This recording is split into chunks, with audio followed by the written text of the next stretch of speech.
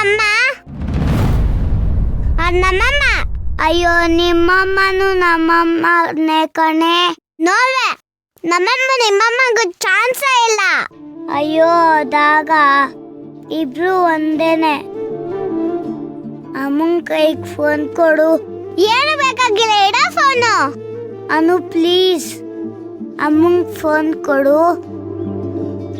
ಅಮ್ಮ ಹತ್ರ ಮಾತಾಡ್ಬೇಕು. ಯಾವಾಗ ಬರ್ತೀರಾ ಅಂತ ಕೇಳಬೇಕು. ನಾವ್ ಯಾರು ನಿಮ್ಮ ಮನೆಗೆ ಬರಲ್ಲ. ಫೋನ್ ಇಡ. ಅಮ್ಮಂಗೆ ಫೋನ್ ಕೊಡು. ಅಮ್ಮನೇ ಹೇಳಿ. ಅಮ್ಮಂಗೆ ನಿಮ್ ಯಾರಾದ್ರೂ ಮಾತಾಡಕ್ ಇಷ್ಟ ಇಲ್ಲ. ಮತ್ತೆ ಮತ್ತೆ ನಮ್ಮ ಅಮ್ಮಂಗೆ ಕಾಲ್ ಮಾಡ್ಬೇಡ ಆಯ್ತಾ?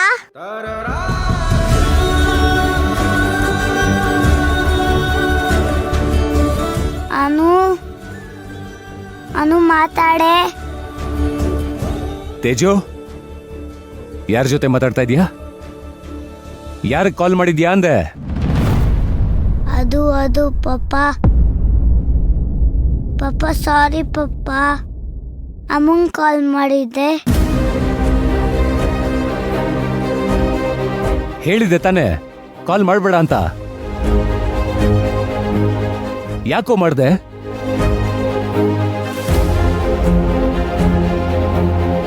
ನಿಂಗೂ ಪಲ್ಲವಿ ಅಮ್ಮಂಗೆ ಮದ್ವೆ ಆಯ್ತು ತಾನೆ? ಮದ್ವೆ ಆದ್ಮೇಲೆ ಅವ್ರು ನಂಗಮ್ಮ ತಾನೆ?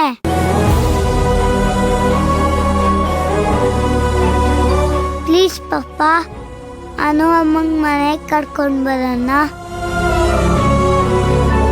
ತೇಜು, ನಿನಗೆ ಎಷ್ಟು ಸಲ ಹೇಳಿದ್ದೀನಿ, ಇನ್ನೊಂದ್ಸಲ ಈ ಮನೆಯಲ್ಲ ಹೆಸರೆತ್ತಿದ್ರೆ 2 ಬಾರಿಸ್ತೀನಿ.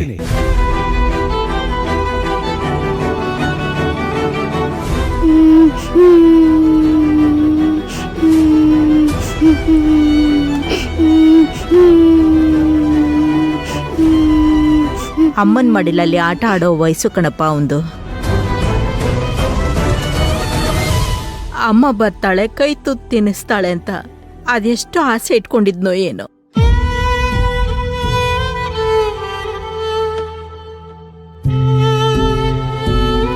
ಅವನಿಗೆ ಬೇಜಾರಾಗಲ್ವಾ?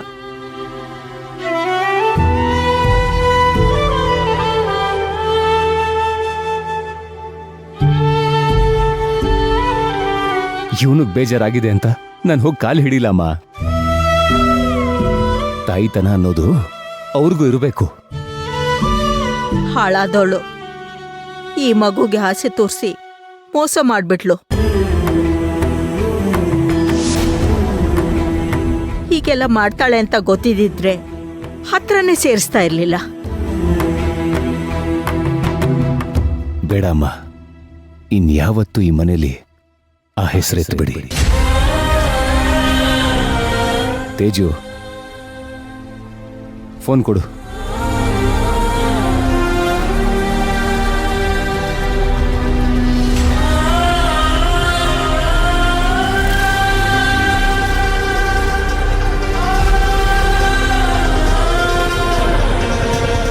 ಅಜ್ಜಿ ಬಾಜಿ, ನಾವೇ ಹೋಗಿ ಅಮ್ಮಂಗೆ ಕರ್ಕೊಂಡು ಬರೋಣ ಪ್ಲೀಸ್ ಅಜ್ಜಿ.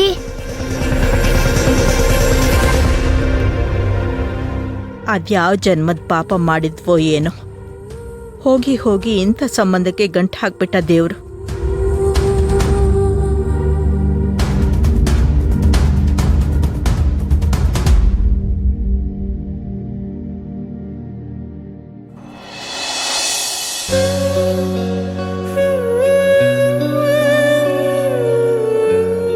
ಆದ್ರೆ ಹಳೆ ಗಂಡ ಬಂದ ಅಂತ ತಾಳಿ ಕಟ್ಟಿದ ಗಂಡನ ಬಿಟ್ಟು ಹೋಗ್ತಾರಲ್ಲ, ನೀವು ನಡ್ಕೋತಿರೋ ರೀತಿ ನಿಮ್ಗೆ ಚೀಪ್ ಅನ್ನಿಸ್ತಿಲ್ವಾ?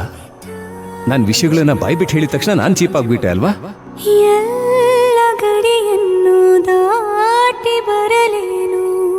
ನಿಮ್ಮನ್ನ ನನ್ನ ಪಾಲಿನ ದೇವತೆ ಅಂತ ಅನ್ಕೊಂಡಿದ್ದೆ. ಒಂದೇ ಸಲ ಎಲ್ಲರ ಫೀಲಿಂಗ್ಸ್ಗೂ ಬೆಂಕಿ ಹಚ್ಬಿಟ್ರಲ್ರಿ, ಎಲ್ಲ ಸುಟ್ಬಿಟ್ರಿ.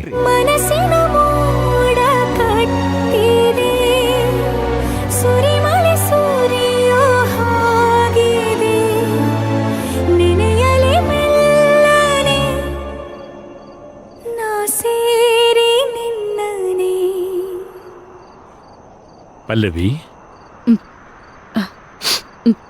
ಮಾವ ಕೂತ್ಕೊಳ್ಳಿ.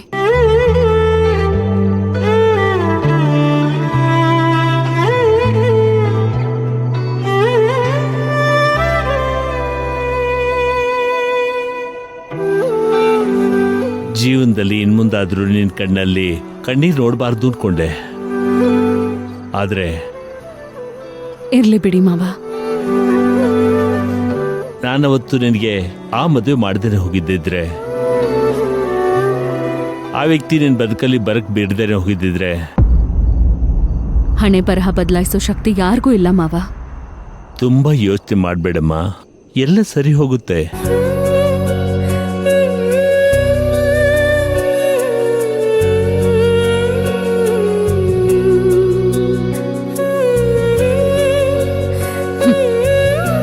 ಸರಿ ಹೋಗುತ್ತೆ.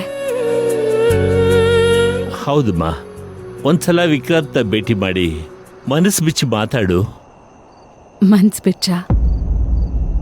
ಇಷ್ಟು ದಿವಸ ಆದ್ರೂ ನನ್ನ ಮನ್ಸನ್ನ ಅರ್ಥ ಮಾಡ್ಕೊಳ್ದೇ ಇರೋ ಒಬ್ಬ ಮನುಷ್ಯನ ಜೊತೆ ಹೇಗ್ ಮಾವ ಮನ್ಸ್ ಬಿಚ್ಚಿ ಮಾತಾಡೋದು? ಯಾಕಮ್ಮ ಹಾಗೆಲ್ಲ ಮಾತಾಡ್ತೀಯ? ಮಾತಾಡಿದ್ ನಾನಲ್ಲ ಮಾವ. ವಿಕ್ರಾಂತ್ ಅವ್ರು ಆಡಿದ ಒಂದೊಂದು ಮಾತು ನನ್ನ ಕೈಯಲ್ಲಿ ಮರೆಯೋದಕ್ಕೆ ಆಗ್ತಿಲ್ಲ. ಹೌದಾ? ವಿಕ್ರಾಂತು ಆ ಥರ ಯಾರ ಮನಸ್ಸನ್ನು ನೋಯಿಸೋದಿಲ್ವಲ್ಲ?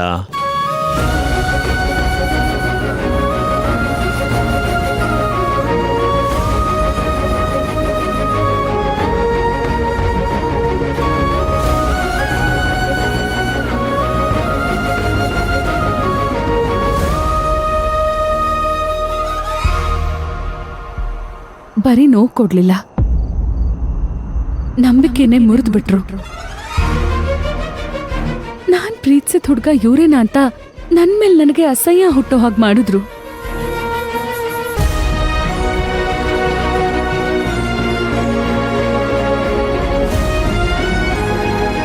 ಅಂಥದ್ದು ಏನ್ ಹೇಳಿದ್ನಮ್ಮ ವಿಕ್ರಾಂತ್? ಹೇಗ್ ಹೇಳಿ ಮಾವ,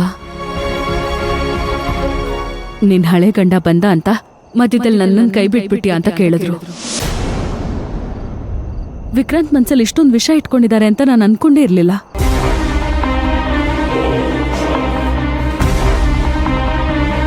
ಅದು ವಿಷ ಅಲ್ಲಮ್ಮ, ಕೋಪ. ನೀನ್ ಸಿಗ್ಲಿಲ್ಲ ಅನ್ನೋ ಹತಾಶೆ. ಕೋಪ ದ್ವೇಷದಿಂದ ಏನ್ ಬೇಕಾದ್ರೂ ಮಾತಾಡ್ಬೋದು ಮಾವ. ಪಲ್ಲವಿ, ಒಂದೇ ಒಂದು ಕ್ಷಣ ಅವನ ಜಾಗದಲ್ಲಿ ನಿಂತ್ಕೊಂಡು ಯೋಚನೆ ಮಾಡು ಪಲ್ಲವಿ.